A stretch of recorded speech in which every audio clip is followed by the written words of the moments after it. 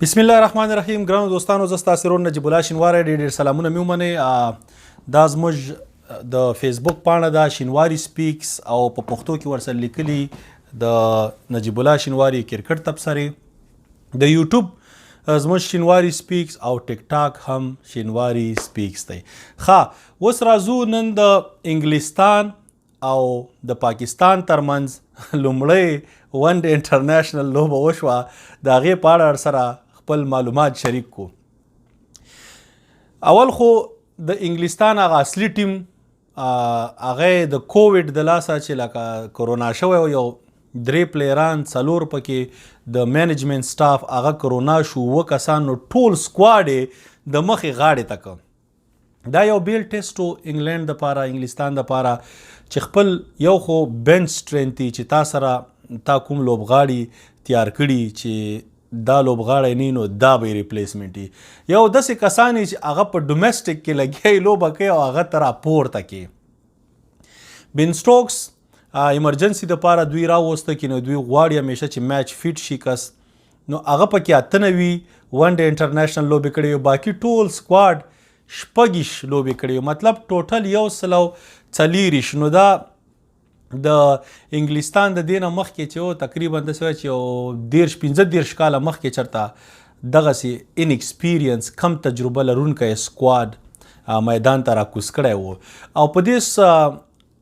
11 کسانو کې 15 داسې کسانو چې د هغوی اولنۍ لوبه وه. پاکستان دپاره ښه موقع وه، 10 پوینټه دي د آی سی سی. ګوره یو عام همداسې سیریزي بایلیټرل پروا نه کوي، هغه بېله خبره، مګر چې کله تا سره 10 پوینټه د آی سی سی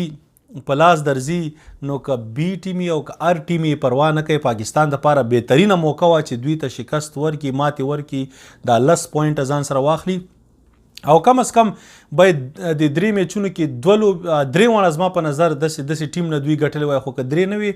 دویم چې ګټلی وای 20 پوینټونه ورته په لاس ورتله، دا ورسره ښه موقع وه، خو اولنۍ موقع یې ضایع کړه. 10 پوینټه یې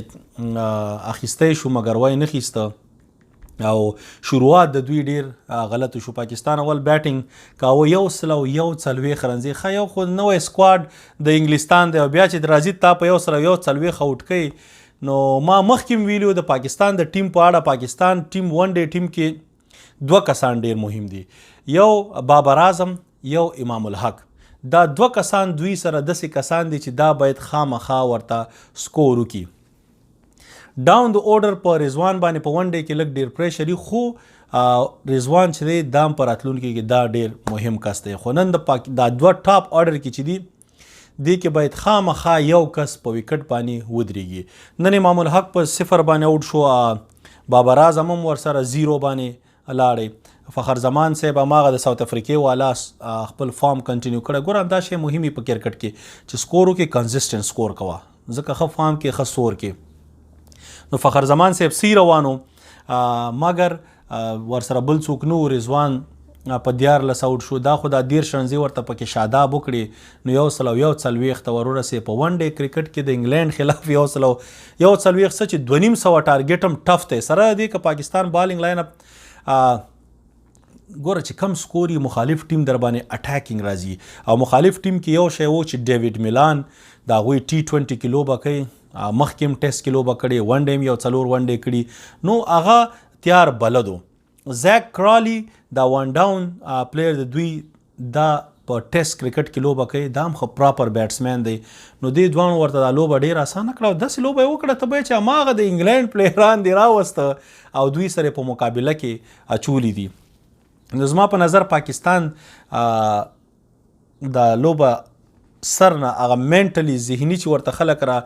مضبوط را کوزیږي، دوی فکر وکړه چې دا خو به آسان ټیم یو دا وهو. د هغې ټیم کې ثاقب محمود 4 وکټې واخیستې، لویس ګریګري مور کې ښه بالنګ وکړ،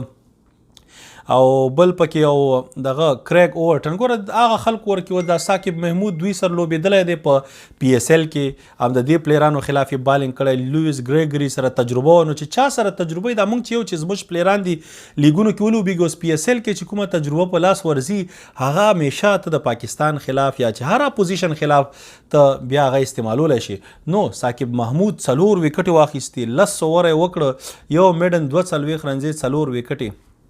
یو ګریګري او دوه اورټن دوه یو بل سپینر ښه نو دی ورته کار خراب کوي چې ځکه چې هغه څلور وکټې واخیستې نو پاکستان یو سل او یو څلوېښت داسې رنزې نه وي چې دوی فایټ کړی وای مګر یو نو چې هغوی وکټې اخیستی شي تاسې هم اخیستی شي مګر انګلینډ پې داسې راکېښوده تا به سره وی چې فیل سالټ زر آوټ شو ډیوډ میلان په 9 شپېته بالونو 8 شپېته ناټ آوټ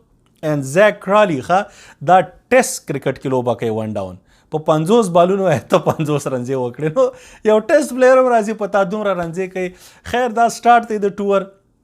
It's not a big deal دا شینه پکې راځي د پاکستان میلوانو ته زړه صبر غواړو د کرکټ او انګلینډ والا چې دی هغه په مزو کې او هغه خلک چې د پاکستان ټیم یې ښه نه راځي او د انګلینډ د چا چې پاکستان ټیم ښه نه راځي د هغه بیا چې چا سره مقابلې د هغې اټومیټیکلی دا بل ټیم طرفدار شي لکه اوس د پاکستانیانو د انډیا ټیم ښه نه راځي نو چې د هندوستان هر چا سره لوبوي دوی د هغوی سپورټر سي نو د دغه پاکستان مینوالو ته زړه صبر غواړو دا کرکټ کې راځي دا شروعات دی اولنی میچ شو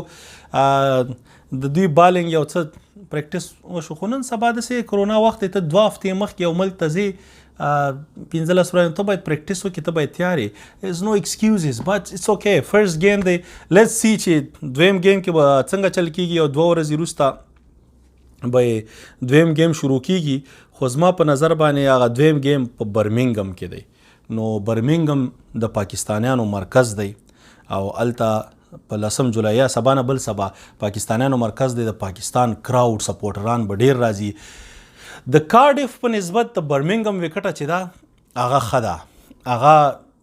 بیټینګ ته زیاته دغه ده ښه ده مساعده ده کارډیف چې دی کې سیم ډیر زیات یا سیم ته او سوینګ ته پاکستان او دغه پاکستان بیټسمین به خاصیت کو نه شیټینګ دی نو برمنګم کې پاکستان سره ښه موقع ده چې کم بیک وکړي دوی سره میډل اورډر کې یو بل شکیل سعود لوبولی نوی کس دا شعیب مقصود زما په نظر باندې ښه بدای چې شعیب مقصود مخکې نمبر 15 را لړه کی او دا شکیل سعود که بیا چانس ورکوي روسته کی مګر ډیر ان ایکسپیرینس میډل اورډر دی نو مهمه خبره دا ده چې فخر زمان که سټارټ ورکوي هغه خو معلومات نه کی خو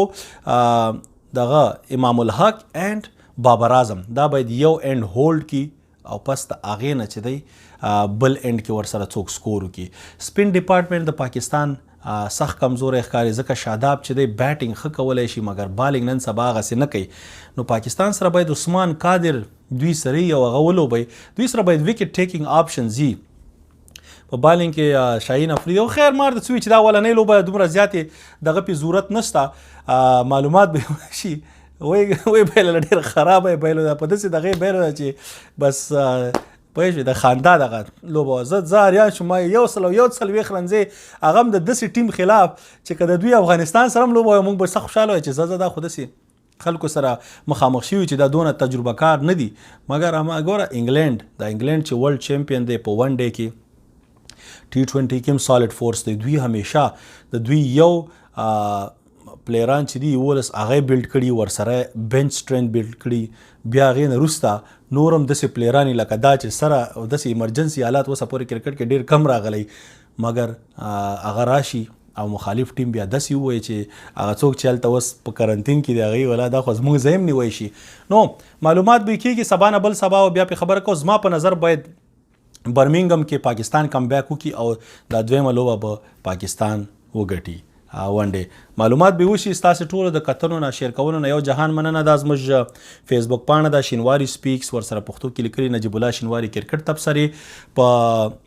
دغه کې یوټیوب کې زموږ شینواري سپیکس په نوم چینل دی ستاسې ټولو د کتلو شیر کولو نه مننه او ټیک ټاک هم شینواري سپیکس ستاسې ورور نجیب الله شینواری په لوی الله مسپارم خدای په امان السلام علیکم